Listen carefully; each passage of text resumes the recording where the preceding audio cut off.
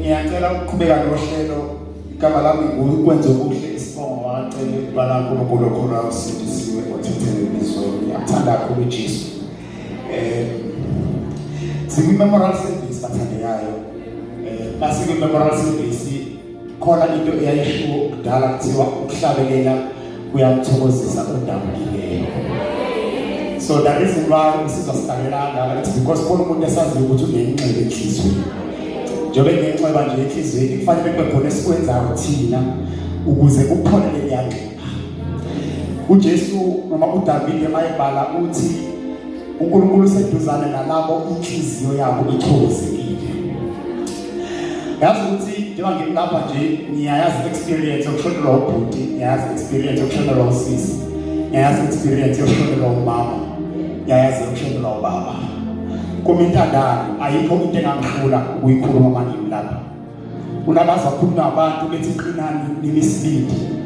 ningalali ngenxeba ngoba inxeba lizothulukala mina ngithi nala ngalo lelo ngxeba lithulukale nekhaya ukhali uzuphole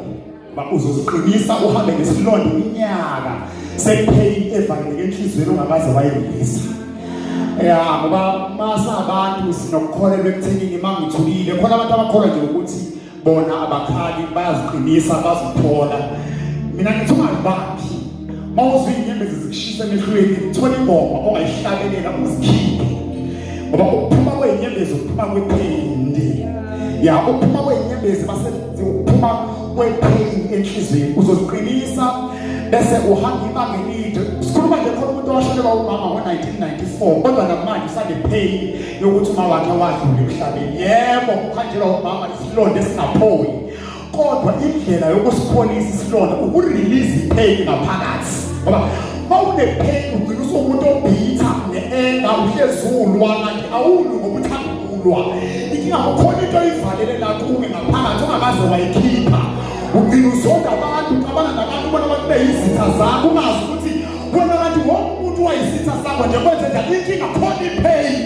oyivalele enhlizweni yakho awukaze waze wakuvumela ukuyikhipha ngaphandle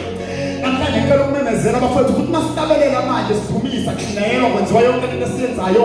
silekelela wena siyaphusha thina ukuthi release lento enakuwe ngaphakathi uyikhiphe ngoba mawugoduka nayo after today izokulimaza 2 years down the line akubona igama lenkosi sawungena ezwini masinyane but njenganje ngizoqhubeka ney'nkulumo zethu eziwu-2 ey'sele 3 ey'sele 10 siye ezwini sitetele umndeni ukhulume egameni lenkosi yethu Jesu Kristu. Enye into engicabanga ukuthi ngiyakholelwa kuyo ile ethi